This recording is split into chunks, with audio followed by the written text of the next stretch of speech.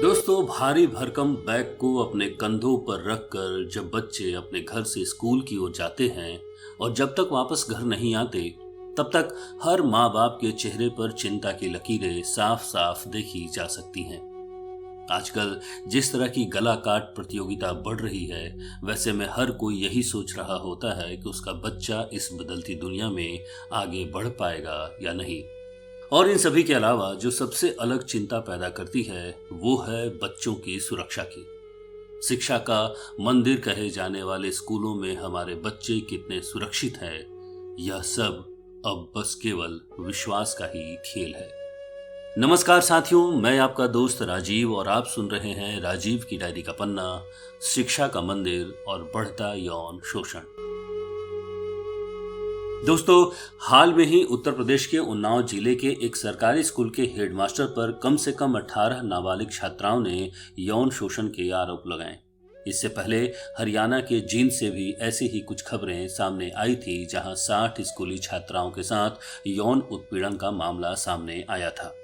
ये कोई सामान्य घटना या खबर नहीं है, ये हमारी बदलते हुए समाज का एक आईना है। देश भर के कई स्कूलों की एक कड़वी सच्चाई है जो कभी कभार ही खबरों में आती है। ज्यादातर मामलों में आरोपी टीचर, प्रिंसिपल या प्रोफेसर ही होते हैं। बावजूद इसके अभी तक कितनों को क्या कानूनी सजा मिली है या शिक्षा के क्षेत्र से यौन शोषण को दूर करने के लिए क्या सख्त कदम उठाए गए हैं, इसकी कोई जानकारी आम जनता के सामने तो नहीं है।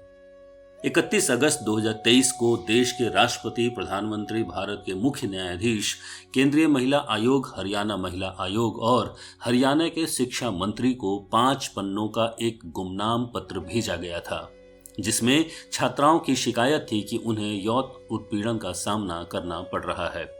पत्र में कहा गया था कि स्कूल के प्रिंसिपल छात्राओं को काले शीशे वाले केबिन में बुलाते हैं और उनके साथ दुर्व्यवहार करते हैं।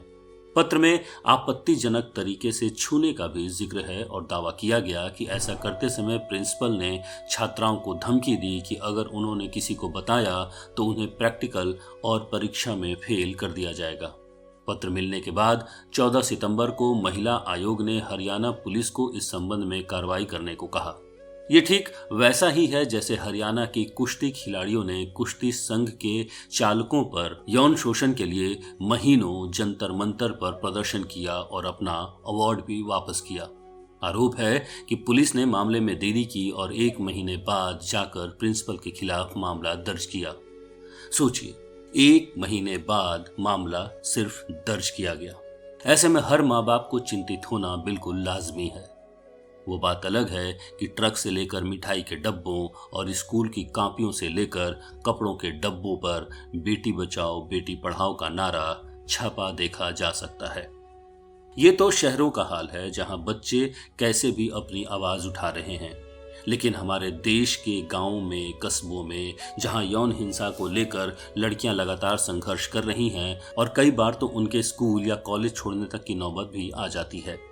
लैंगिक भेदभाव के अलावा आज के इस बदलते समाज में यौन शोषण का एक बड़ा कारण भी है, जिससे लड़कियां शिक्षा से दूर होती जाती हैं या उनके अभिभावकों द्वारा दूर कर दी जाती हैं।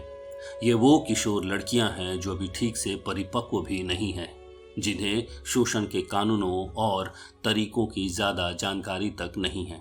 इनके परिवार बहुत ही गरीब हैं और इसके खिलाफ लड़ने के लिए ठीक से तैयार भी नहीं हैं। हमारे देश में सभी को शिक्षा का अधिकार है, लेकिन लड़कियों को इसके लिए कहीं अधिक संघर्ष करना पड़ता है। कई बार घर के काम के बोझ के साथ स्कूल के बस्ते का बोझ उठाना पड़ता है, तो कभी लोगों की गंदी नज़रों से बच बचाकर स्कूल तक का सफ़र तय करना पड़ता है। जैसे तैसे स्कूल पहुंचने के बाद भी यौन शोषण और भावनात्मक शोषण की चुनौती अलग ही होती है, जो उनके रोज़ाना धैर्य और हिम्मत की परीक्षा लेती है। ऐसे में लड़कियों के लिए सुरक्षित माहौल बनाने की जिम्मेदारी शासन प्रशासन के साथ साथ समाज की भी है। लेकिन महिलाओं या लड़कियों के प्रति बातचीत महज चुनावी जुमलों में ही नजर आती है। हाल में ही आपने हमारे देश की महिला पहलवानों को सड़कों पर उतरने की खबर को सुना ही होगा। तो दोस्तों, तब तक आप हमें बताइए कि लड़कियों के स्कूल छोड़ने या पढ़ाई पूरी ना कर पाने के आपको क्या क्या कारण नजर आते हैं। आपके हिसाब से हमें सामाजिक रूप से क्या क्या बदलाव करने की जरूरत है जिससे लड़कियों की शिक्षा अधूरी न रह पाए। दोस्तों, इस मुद्दे पर अपनी बात जरूर रिकॉर्ड करें अपने फोन में नंबर 3 का बटन दबाकर या मोबाइल वाणी ऐप में ऐड का बटन दबाकर, क्योंकि मोबाइल वाणी विश्वास करती है कि बोलेंगे तो बदलेगा।